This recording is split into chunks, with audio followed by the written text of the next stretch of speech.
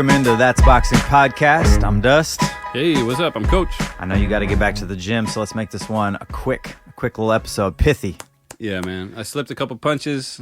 Uh-huh. Rolled up over here. Yeah. And hit up the podcast, and I'm going to footwork my way back to the gym. This guy comes in the front door, grabs the sriracha out of the fridge, drizzles it on a couple hard-boiled eggs, and then we get to work. That's how we do it. Let's break down a pretty crazy night of boxing on Saturday. Did you catch the fights? You were watching like under the table at a dinner party? I had to multitask a little bit. Mm-hmm. But I was able to, stay present and catch the fight. How are you? You're cracking streams on like mobile? Mm-hmm. Yeah, bro. It's impressive. Dude, it's the only kind of crack I'm down for is crack streams. Crack streams. Absolutely, He's a tech wizard over here. This guy's in the Matrix. Yeah, it was a great night, man. I mean, I missed a couple fights. I had to rewatch them later that night. I got home by the time the main event happened, thankfully, and caught the backflip scene around the world. Yeah. But I missed a couple of fights live. I had to go back and rewatch some Benavidez. I had to go back and rewatch a little bit of this. But I watched the prelims at home, ran off to a very important dinner party, and came home and caught the rest of it. Sometimes it's like that. I missed the first 2.5 rounds of Tank. And actually, before we start, I need to issue a public apology to the pimple-faced stoner kid that works at Little Big Burger at 21st in Alberta, because they forgot my fucking fry sauce and my goddamn ketchup for the last time. This is my cheat meal, all right? Damn. Every week, my cheat meal, Little Big Burger. I sit down, I order right before the main event, so I eat it as the hype's building, ring walks are going. So I look forward to it all week. And I opened it arrives right on time. I got the shit down to a science. I opened that paper bag, no sauces. Ugh. And you can't eat fries without any sauce, just dry fries. Who am I? That's like serial killer, psycho behavior. So I absolutely lost it.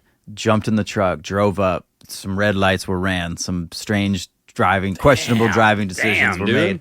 I double parked, threw on the hazard lights, ran up in the store, and tried to pull the trays of just like the whole trays of like 50 prepackaged little sauces off of there. Damn, dude. And they start You're yelling at me. I thought the kid was trying to step to me, but I think he was maybe trying to help. And I was my God, if y'all didn't fuck up my sauces, I wouldn't be up in here. Got the sauces, got back, but I missed 2 rounds. So Damn, I you apologize. missed 2 rounds for some fry sauce. Honestly, it was worth it, but I apologize. A Little Big Burger, I lost my cool. But please, put the sauces in the bag. When you order fries, 100%, everybody wants the sauce. Just make it routine. Yeah. And stop smoking weed. Yeah, man. You can't be messing up with the fry sauce. Yeah. And ketchup doesn't cut it. Ketchup is for kids, man. If I had just gotten the ketchup, it would have been okay. I like to combine them. I'm a double dipper. I like putting the sriracha in the fry sauce. Making a sriracha. I respect that. Yeah, you get a little spice in there, a little heat in there. Yeah, I like it. Well, never again. Okay. Wow. All right. Let's so we missed some of the fights, but we ran it back. We got good notes here. So should we go? We'll go in reverse order. Let's take it from there. Okay. So Adames gets the decision over Goucher. So I actually Googled how to pronounce this guy's name. We learned the phonetic alphabet to make sure I got this right. Hell yeah. I think it's Goucher. So I took your note from last time. Yes, sir. We're getting better. We're getting more better. professional. We're going to be the most polished professional podcast about boxing. Yeah. One interesting fact I looked up, both fighters landed the exact same number of punches. I believe it was 107. Wow. That's funny because I thought it looked like the same guy fighting himself. Right, like a mirror? Yeah, there was a lot of similar game planning going on. And they both had pretty good defense. It was kind of it didn't really go anywhere. Nobody really got any momentum going. I thought the right guy won, but it certainly wasn't an exciting fight. So to press you on that, what you thought the right guy won, and I agreed. But what does it say about a guy getting a unanimous decision when on paper they both landed the exact same number of punches? Well, it's the intangible. It's like, you got to make your punches look nicer. And then you got to talk about ring generalship and talk about who is in a better position. Who was fighting coming forward more often? Who do you think was putting the pressure on effectively? But can you say that one was effective versus the other one if they both landed the same amount of offense? Yeah, dude. I mean, it's hard to say. And that's putting a lot of stock in our old buddy Boxer. What do they call it? BoxRec? No, or CompuBox. CompuBox? CompuBox. Yeah. So I don't know, man. I don't know. And that's really kind of what I was getting at is, even if you count correctly, which I don't think they ever do, and one day we're going to debunk that. But even if you count correctly, it just doesn't really tell the story of the fight. Like, okay, you guys landed the same amount of punches, but to your point, one guy clearly looked like he won the fight. He was pushing the action, controlling the ring, looked like I don't know, looked like the punches were more effective, because even landing a punch, not all punches are equal. Mm-hmm. You know, as Tank is going to show us every fight the rest of his career, it looks like. Yeah. Yeah, I thought they both looked all right, but nothing notable. Nobody's ever going to rewatch that fight. And the right guy won, and hopefully he gets a little bit more action in the next fight. But you can only do as good as your opponent's going to give you a chance to. You know, he could have pushed it maybe, but they kind of had a bit of a standoff and a stalemate. And hopefully Adames' next opponent is going to be a little bit more aggressive or something different. Give him more to work with. Yeah, give us some more to work with. Yeah. Well, that was our first of 3 picks. Got that one right. We told you to take him by decision, and that's exactly what he got. Moving on, Gary Russell breaks his KO streak, loses a split decision to Albert Puello, who was a great opponent. Man, guy fought long, he fought strong, fought off the back foot, made it look really difficult, but he was evasive, but still kind of earned his respect and made the other guy, really question everything that he was trying to put together. Very impressive. Yeah, that's a good display of how to fight off the back foot, but not just be a heavy bag that moves from one rope to the next rope to the next rope. Mm-hmm. He was able to sting him and move or clinch or shove or something to disrupt the incoming traffic. And Russell looked like he was really trying to force the end right from the beginning. Yeah. And he couldn't really put it together. And he was bringing a lot of ineffective aggression. And that was a close fight. We called it a 50-50 fight, and it turned out to be pretty damn close. Yeah. And the right guy won that one, too. That's Bob Santos. He's the upset maker. Mm-hmm. He trained Jose Luis Garcia, who upset Colbert and won the title a few years ago, and then went on, of course, to lose to Davis. But, it's not the first time he's taken an unknown guy out of the, from somewhere in South America and put him in the ring in a championship fight and upset the favorite. Right. And you look like a genius for calling this one a 50-50 fight, because at the time, the line was very in favor of Gary Russell. And I think you might be right. It's just name recognition. But it was absolutely a toss-up and a very even, a good contest. Yeah, Russell has been a pro for quite a while. He's had a pretty slow career, and he hasn't had a lot of activity. He's had those 17 KOs over like 7 years. Right. So he was in the Olympics in 2016. So it's been a while. Really slow cooked his career. Yeah. And that can be a problem. You got to get out there and get to work. Yeah, I mean, anytime you see someone with 100% KO rate, it's like, well, against who is the natural question. Yeah, absolutely. When people talk about these KO ratios, you talk about Beterbiev, you talk about Wilder, but they were knocking out real legit opponents. Right. Gary Russell's got the numbers, but who was the guy? I wanted to ask you about the clinch, because Puello, I thought, used it very effectively, would tie up, and it wasn't excessive to me. It was just to break the action and kind of reset when he needed to, but he actually got a pretty intense warning, I thought, very early on from the ref. Do you think that was deserved, and is there a place for the clinch in the sport, or is it just hey, if you're doing it at all, you deserve a warning? I think it's definitely part of the sport, and it's if you use it at the right time, the right tactic, then yeah, you might get a warning or two, but you shouldn't lose a point. I don't think he was anywhere near losing a point, and he didn't get any more warnings after that, did he? No, I think it was just the one. It was a really serious warning, but he never ended up taking a point, even though he kept doing it. And so the question I had for you is, if you had to instruct a ref before a fight how you wanted the clinch to be judged, how would you do it? I would say as long as they're working in there, advancing the position, and not just holding and pinning, and not moving towards the next move. So if they bear hug them, right, they're just holding them down. Yeah, you want that to get a warning eventually after third time or something like that. Absolutely, yeah. Especially if the guy's tying him up and walking him back and using it time as just kind of waiting for the referee to break it. Yeah. And then, okay, you keep waiting for me to do something, I'm going to do something. I'm going to take a point. But if you're using it as a tactic to smother and turn and then attack, that's a smart move, and that's totally boxing. Yeah. Okay. Well, yeah, he got the warning, but didn't affect the outcome. Thankfully, that would have been terrible if he lost a point for that and then ended up not getting the decision. But Did you see Gary Russell in the corner? Their super cool Inswell, like face mask. Yeah, that was crazy. Yeah, that's super cool. I think the whole family uses that one. I think the other Really? Russell uses it too. Well, we got to get you one of those. Yeah, I need something like that with like red light in it and all sorts of stuff. Keep me looking supple for this audio-only podcast. Yeah. We move on to the main 2 fights. Benavidez gets the unanimous decision. This was a second pick. We got this one wrong. We told you to take him by stoppage 7 through 12, which did look like he was maybe going to put it together, but I thought he gassed out the last half of the fight. He did, I think, win every round or just about every round to get this unanimous decision. But what did you think of Benavidez in his first fight at 175?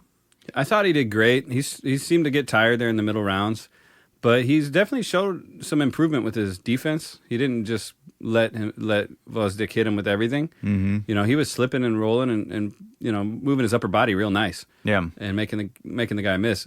But you could clearly see the power wasn't as effective. You got the call right on that. You're looking smart there. Like the question was, will his power carry? And it didn't look like it did. I mean, the Ukrainian was hardly damaged. Yeah, and he looked small. I mean, I know he's a bigger 168, but like we were talking about last week, he's been soft. It's not all perfect weight. And, I'm sure it's super easy for him to make 175, but it doesn't make it quality weight, whereas Gvozdyk looked like he didn't put a pound to waste. So he looked the naturally bigger guy in there. And whether that played into how effective the power was, I don't know. After the decision, they interviewed him. He said his hand was hurt. He had a cut over his eye. I'm not making excuses, but here's my excuses. Yeah, that's the classic. I'm not going to make any excuses, but here's my list of excuses. Yeah. And it's like, it should be more just proud of himself for being able to overcome those hurdles in his training camp. But don't say it right after the fight. Yeah. Because then it looks like an excuse, even if it's something you should be proud of. Man, you went through this and you overcame it, but save it for later because now everybody's going to call you an excuse maker. He won the fight. Clear. He just didn't get the KO, and that's the only thing he didn't do right. But it's okay. You don't have to knock every guy out. Yeah, and I think the asterisk to it is because he didn't get the stoppage, we still don't really get an answer to the question of how much Gvozdyk has left in the tank. Like, did he just beat like a prime Gvozdyk, win almost every single round? Well, then, wow, that's really impressive. Or is this guy, a bit washed up, a little on the backside of his career, to say the least, older, and you still couldn't get the stoppage? Because my gut at the end of this fight was telling me I have no interest in seeing Benavidez fight Bivol or Beterbiev. No, he did not show that level. No. Not at all. Gvozdyk looked great, though. He looked in great shape, defied the age and looked fantastic in there. And he took a lot of big shots off the kid and was there all night long. He looked smart, looked sharp. And his conditioning was there. He was moving. It looked like he was doing what he wanted to do. It just wasn't effective. Right. And there was moments, I think, when Benavidez slowed down is when he was he threw, I don't know, like 16 punches or something in one round, which is totally not his normal kind of numbers. But when he was punching, he was really loading up and trying to hurt him to the body. And you could hear him yelling all the way across the stadium, trying to dig deep and really get those knockout punches out. And I think he felt the frustration a little bit because he had predicted a knockout and said he was going to steal the show and do all this and do all that. But, then, obviously that didn't turn out. He looked obviously a lot better against Gvozdyk than Canelo did against Bivol. I mean, obviously Benavidez won the fight. Canelo lost his fight. But Canelo looked stronger to me at 175. The eye test, the comparison between the two. And I don't know, this fight really got me questioned. I've been saying for a while, I think Canelo should have fought Benavidez 2 years ago, because I think Benavidez has only improved since then. But even now, watching this fight, at the end of it, I was left with, man, if I'm Canelo and I watch that, just take the fight, dude. I think Canelo beats Benavidez. At 168? At 168. Or at 175. I mean, it's going to be an entertaining fight, but Canelo should win that fight. He's got way more experience. Yeah. He's been in there with way better competition. He's a Hall of Famer, just waiting for the phone call. So he should win that fight. It should be a tough fight for him, but he should win it. It just seems like he's going to be able to take the shots as well as Gvozdyk did. Never been down in his career. Super tough, obviously. So he can absorb that offense. And clearly his offense, I mean, Benavidez, similar to Munguia, is, a combination puncher, who's there to get hit for the guy that's there to interrupt and be the counter puncher. And there aren't many counter punchers better than Canelo. And it seems like, like he's going to be able to take the offense more than Benavidez is going to be able to take Canelo's offense. Yeah, well, that fight could play out where they both get a little tired, and we get to round 8 or 9, and they're both just going, whoosh, and throwing their biggest haymakers at each other.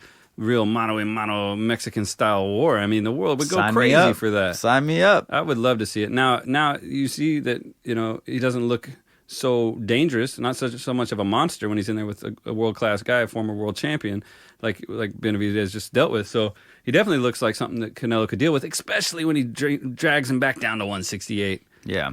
and takes that weight back off. Right. Him, it's like if Caleb Plant had like 15 extra pounds on him of good weight, maybe that fight plays out differently. Dude, Caleb Plant's got the beers flying. Have you seen that? No, what was that? He threw a beer at Ryan Garcia in the crowd. Oh, because Ryan. Yeah, I saw the tweets. This shit. Ryan I Garcia. would throw a little bit more than a beer at him. Dude, I thought Caleb. I didn't know that because I thought the tweets came out or the DMs or whatever were after the fight, but no, it was before. Yeah, so you see him in the crowd, and he knows the dude's got this big security guard, so he can't just rush him. So he's kind of creeping up behind some people, and you see him making contact, and he sees him, and whap, hits him with a beer from like 6 feet away, right on the side of the head. Boom, and then the security jumps on him. Damn, it drags everybody away. How did I miss this? This was on. Was I going to get fry sauce? Yeah, we're probably in fry sauce heaven. I take my apology back. I missed some shit. Garcia's got to interject himself in this stuff all the time. He's like ridiculous. He's up on the ring apron wearing a shirt that says Tank's #1 fan. Yeah. On the front. And then it says like rematch me. Yeah. Somebody wants to see that. Dude, get the fuck out of here. I mean, I'm okay with that. I'm not okay with him gassing, like, DMing him, telling him that he slept with his wife and putting shit on Twitter. And like, dude, Caleb Plant, I mean, this is a dude that, Charlo touched his beard and he slapped him. Yeah. And Caleb Plant is going to kill Ryan Garcia. That's what I'm saying. If the kid wasn't surrounded by like 200-pound security guards, he would have put hands on him. Yeah. But he knew he couldn't. He's a smart guy. He's like, I'm going to do something to him. And the only thing I can do right now is hit him in the head with this beer. Projectile, You should just tell him that he'll fight him for free. Because Ryan's running his mouth like he'll fight all these people that are way out of his weight class. And I mean... Dude, Caleb's going to pull up in that lowrider and trap him in an alley somewhere in Las Vegas and just roll up on him and slap the shit out of him. That's how I slap feel. him back into reality. I love Caleb Plant. I'd love to see him slap that kid right back into reality. As if that's possible. Nobody, even Wilder doesn't punch that hard. Yeah. All right, last up, we got this pick right. Pretty easy to look into your crystal ball and see Tank knocking somebody out. But Tank gets in there, shows no respect, walks this dude down, loses the typical first 3-4 rounds, and then in 8, just finds him on the ropes, uppercut, left 2, rear hand, puts him down for the count, doesn't get up. Pretty impressive. Brutal knockout. Yeah. Reminiscent of Canelo knocking out Kovalev, because the first shot got him wobbly and eyes are gone, and then they're just standing there. Yeah. Like a heavy bag. Completely defenseless. To take the guy's best punch when you're just not even in the building. Your body's there, but your soul left. And that was just, woof, brutal KO. And then his head bounces off the canvas. So it was like a 3-punch knockout. 2 from the kid and 1 from the floor. Yeah, it was bad. And it must be rough to kind of come to and realize, I'm going to be immortalized in a slow motion highlight reel. Somebody else backflipping over my corpse. Yeah, yeah. The backflip is almost more impressive than the knockout. That kid, I mean, he could have been a high-flying acrobat if he hadn't been a fighter. True. They asked him, I saw somebody ask him, what would you do if you weren't a fighter? And he said veterinarian. It's like, man, this guy's really showing his soft side. What a sweetie. Yeah. Frank, in the press conference kind of admitted, which I really respected, that he didn't listen to his coach, spent way too much time on the ropes. He felt like he was absorbing the shots and that he could find the counterpunch that he wanted off the ropes. And in the corner, James was telling him over and over, dude, you got to get off the ropes. You got to move. So I feel like he failed at the exact thing that we said was necessary to beat Tank last week, which is a good game plan, and B, discipline to stick to that game plan for 36 minutes no matter what. And he couldn't do the second part. He started real strong and was stacking up those first rounds, and not just on luck. He was scoring quick hand combinations and good footwork. But as Tank kind of did as he did, he got more and more confident, started walking through the shots, got hit a few times, and it didn't really seem to do anything but turn him on and turn his motor on even harder. So, he got cracked a few times. It's like, there were some exchanges. His eye, his lead eye was. But you could see he was getting the better of those exchanges, even though he was getting caught every time. Who was leaving? Yeah. Frank's out of there every time. And that momentum just was building and building. And then someone sitting there watching around 6-7. I think I muttered over to the old lady. I said something like, something's about to happen. Something's going to happen here soon, because this guy was just limping from rope to rope as quickly as he could and just holding on, hanging on to get through the exchange and then getting to the next position and then just trying to get through the full survival mode. And so, it was just total domination by the last 2 rounds. I said, what are you going to do now? Yeah. We got one choice. Now, at this point, the first plan didn't work, the stick and move, the slick boxing. He could have leaned into it. You got to lean into the trouble. You lean back and give the guy space to land punches like that? No way. That's when a smart boxer, like we saw with Puello, leans in, smothers, puts a forearm in your neck, Right. roughs you up a little bit, denies the exchange. You have to deny the exchange. Say, no, I'm not going to try to be perfect with you for 12 rounds. I'm not going to be like a double-in bag that you're just eventually going to catch. It sounded like he thought it was going to play to his advantage, A, and B, he also said later that in this chess match, he thought that Tank's plan was to try to wear him out, which it was. And he said, well, if I'm able to survive being stationary a little bit more, I can conserve my energy.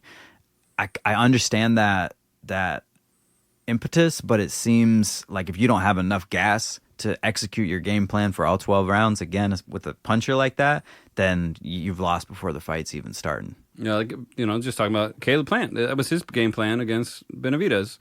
Perfect boxing for 12 rounds. He did it for the first 6 rounds, but then it fell apart. And, these 12-round fights really make the difference. If it had been a 4-round fight with a bunch of beginner boxers, low-level pros, Frank could have won it. True. But it's not. This is the big time. This is the big show. Yep. And it took him 8 rounds to find that uppercut. The other punch was just the icing on the cake. The uppercut is really what did the business. Yep. And he was out on his feet for sure from that uppercut. But that's what, you try to trade with the power puncher. Plus, you see, Frank looked sharp. He looked accurate. He looked like a damn good boxer. But the other guy looked violent and vicious and bad intentions. That's why people tune in to watch this kid. Yeah. That's why he's the superstar he is. And he's, is he, what do you want to call him? What did you say last week? No more face of boxing. But hey, man, if you got to make like a video game for boxing and put somebody on the cover, having a dude doing a massive backflip like that is pretty cool.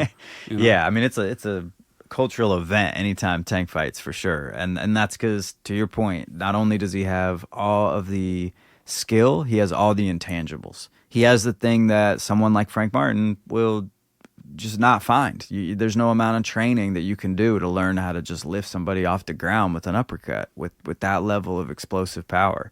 I don't think science has an answer for why somebody with, more or less identical training and form can exert that much more force. But the speed, accuracy, combination just gives him that intangible, and he knows he has it. And that's why he can walk through shots and just wait for that one moment to be perfect. And right, you got to be perfect for 36 minutes. He has to be perfect for 0.36 seconds. Yeah, and he'll find the target for sure. So Frank did good. He should be proud of himself. He did pretty darn good and landed more punches on Davis than anybody else has in recent history. We knew he was a better opposition than we've seen. So now the question is, what's next for him and the rest of the division? Yeah. Well, what's next for Tank? Tank has never fought for a title unification. He's got a belt now. So to me, I don't care who he fights. Just fight somebody with a belt at 135. Run through, unify. That answers all the questions about your record. And I'm going on record now to say I'm not questioning Tank's record anymore. He stepped up, leveled up his opposition to fight somebody in the top 5, and he looked as dominant, if not more dominant, than he ever has. I think Tank is the man to beat at 135, and now he can keep proving it. Now, we ranked 135 a while ago on one of our early episodes. Mm-hmm. Do you recall what your rankings were at the time? I think I had Shakur number 1. I think you did. And I still want that to be true. If I'm being honest in my heart of hearts, that's what I want to be true. But, I mean, what do you think? Tank and Shakur, if that's the next fight, who comes out? I mean, like you said about being perfect. Now, Shakur's style definitely is a perfect kind of guy, right? He doesn't just get lucky. Mm-hmm. He's really good at controlling the pace of fights and using that long lead hand to kind of, control the distance. But I don't think he can beat this Tank. Because Tank will just find that 1 second. Yeah, I think he'd just punch him in the arm. Yeah. He's not gonna fall over trying to hit him. He's gonna smack that arm out of the way. He's gonna brutalize him. Take 8-9 rounds to find the spot. But I think he could do it. I feel like Tank showed more in this fight than he has in the past because he showed that reckless disregard where he really was just hunting him down, just hunter-seeker missile, just going after him, no respect. And if he did that to Shakur and Shakur didn't have the power to keep him off of him, then I feel like the fight plays out really similar to this Frank Martin fight. Absolutely. And I feel like that's a side of Tank we haven't exactly seen before, where prior to this fight, I was picturing Shakur is going to lay a lot of traps, get a little bit of respect. Tank's going to let too many rounds slip away, and before you know it, it's the 11th, and it's just, the fight's over, and Shakur boxed a masterclass and won almost every round, right? But if he can walk through shots and show that disregard, he will press the action at a pace, like you said, Shakur won't be able to control the tempo of the fight. And that scares me for Stevenson. Yeah, some people can win in the ring generalship category with really nice boxing skills, great footwork, a long lead hand, lots of feinting and repositioning. And other people can win being a ring general that's literally just going to steamroll you and just walk you down. Right. I mean, he was walking across the ring. I'm going to go back to the gym and coach a footwork class tonight and tell people not to do what he just did. Right. I'm going to say, no, you got to jab your way to them. You got to maintain your fight stance at all times. And they're going to say, Coach, what about that guy we saw on TV on Saturday night who literally strolled up to the guy, knocked his arms out of the way, and knocked him out? So, well, you're not Davis, okay? It's not you. Well, that's when you say, hey, I get in the ring right now. I'll give you one punch, and if you knock me cold out, then I won't critique your footwork anymore. I'm getting too old for that shit. Yeah. Just throw the body shield on. If you can't drop me through the body shield. Then...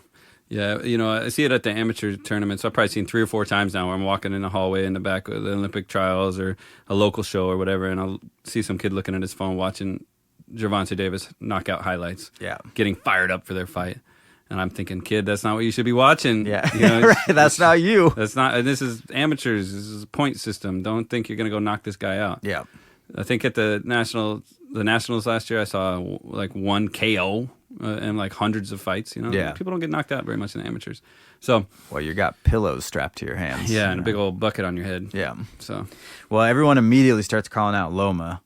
I don't know why I'm less interested in the Loma fight than the Shakur fight. I think just because of Loma's age and maybe partially because I just really don't want to see him get knocked out. Yeah, I don't think I want to see that. I think he's got 1 foot out the door, maybe a foot and a half out the door.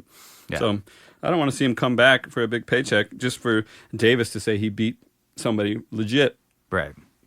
So So Loma Shakur Tank. That's my number one. Is that your number one fight you want to see Tank take next? yeah, that's what he should do. Yeah, I could see that. Well, another card that for some reason they put on the same night that nobody watched, but everybody ran back after this one was Pero absolutely stunning Matias and getting a unanimous decision victory to capture the junior welterweight title. Crazy fight. Shocker in Puerto Rico. Yeah. Man, it's like the curse of the hometown crowd.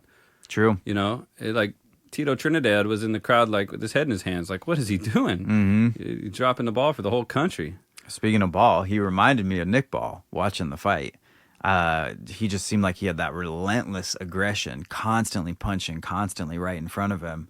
And it just seemed like Matias had no idea what to do. He was so aggressive with his pushing and shoving. I was real happy to see that. Eventually, he lost a point later in the fight. Yeah, and even then, it didn't matter. Even then, still unanimous. But he right from the first round, Liam's in there, light up a quick combination, and then push with both hands. Yeah. Because he's like, you're going to sit there and just eat my punches with your high guard. I'm just going to show you I'm ready. Yeah, I'm rough and ready. Rough you up, yeah. And then he would employ that southpaw step and just pop, 1, 2, 3, step to the side. Mm-hmm. And Matias would just let it happen and then just kind of follow him over to the second position. It's like, man, what are you doing? Teofimo Lopez know how to beat Loma when he did that to him. He just threw the big rear uppercut where the guy was going. But he wasn't even counterpunching. He looked like he thought he was going to find that one punch at some point in the fight, and so maybe it didn't matter. Like, I'm comfortable losing exchange after exchange because eventually I'm going to win one and it's going to end the fight. But when you don't do that, then you realize, I've lost like 80 exchanges in a row, which means I've lost 11 rounds in a row, and now it's the last round, and now I lost the fight. Yeah, it wasn't even close, wasn't even controversial. He knew. He was clapping, cheering for the other guy. Yeah, he showed a lot of class. Yeah. Heartbroken. But yeah, definitely a big letdown. And I think it's his team let him down. It's what I was just saying about the amateur kid that's watching Davis too much. Just because you've had some success hurting people doesn't mean that's the only thing you should attempt to do. Right. You should still be able to box. Right. You should still be able to put the whole package together. And then the KOs come when they come. But if your plan is to, like, I'm just going to hang out there until I feel like knocking this guy out. All these other guys quit. This guy's going to quit too. No, they must have been way too focused on his power, way too focused on the local hometown and figuring out who was going to be your ring walk guy and all this nonsense. Instead of focusing on, okay, how am I going to adjust to a southpaw? How am I going to win this fight one round at a time? I think what's hard is your coach tells you that and you believe him, and then you knock out 15 people in a row, right? And you just start thinking differently. It's hard to maintain like a diverse skill set if you feel like that's just the way, that's what you do, and it's always worked out for you. But now it hasn't, and we'll see where the division goes after that. I mean, that's an interesting twist for sure. Yeah, too much of one thing in boxing can be bad for a boxer, right? Too much footwork, too much defense, too much ineffective offense, and too much power too. You have to be balanced. Power should be the cherry on top of a complete boxer. That's what you always tell me. Too much power. You're just too strong. Punches are just too intense. I know. Too quick. If you would just focus on your jab a little bit, Yeah. you might get in their ring and take care of somebody. Well, I only need one punch. Yeah. So, well, overall was a great day for boxing. Some ups and downs, and that goes to show for anybody who thinks that they're going to be the guy next. You got to watch all the fights, not just the highlight of the guy that won. You got to watch the fights of the guy who lost. How did he lose? Why did he lose? We can learn from this. Yeah, absolutely. Well, really excited to see where both of those divisions go and to see what's next for Tank. I hope it's not a year plus until we see him back in the ring. He admitted to some rust, and I think there was the first couple rounds. And if he could stay a little more active, I'd stay a little more entertained. Yeah, but it's like I said on the preview show, it's his world. We're just living in it. It's True. his show. I mean, we get to be that guy. Come out of prison, go to a training camp, go in the ring, knock the guy out, do a backflip, and go on about your life. I mean, Yeah. I hope, and he seems to have a good team around him. Keep his head right, because what a phenomenal weekend. What a great performance. Hopefully back in the gym, back into training, and into a high-level fight in the next, 6 months? 6 months. Yeah. Well, Shakur's fighting in July, so maybe that's maybe the timing will work out there for something in December. Loma obviously just fought, so he'll be available end of year or early next year. So they'll line something up for him, and excited to see what comes next. Good boxing this week, or mediocre boxing. There's a card on Wednesday morning that's in Australia. There's Triller TV on Thursday. There's a DAZN card on Friday. There's a title fight with the tallest featherweight, which I thought was interesting. Rafael Espinoza, he's like 6'1", fights at featherweight. Nice. Yeah, man, eat a Flaco. burger. Yeah, that's on ESPN Plus, and then another DAZN card Saturday. So plenty of boxing to keep everybody entertained. I think no picks this week. Nah, man, you're going to Mexico. Yeah, I'm going to a motorcycle trip. I'll be down in Reno. we got lives. Yeah. We got lives outside this podcast booth. We got lives. We got wives. We got things to do. Yeah. Well, we'll be back next week, and we'll be talking Lopez Claggett, and we'll have a pick there for sure. Yeah, the big showdown in Miami. Yeah. All right, y'all. We're going to get out of here. I'm Dust. I'm Coach. And that's boxing.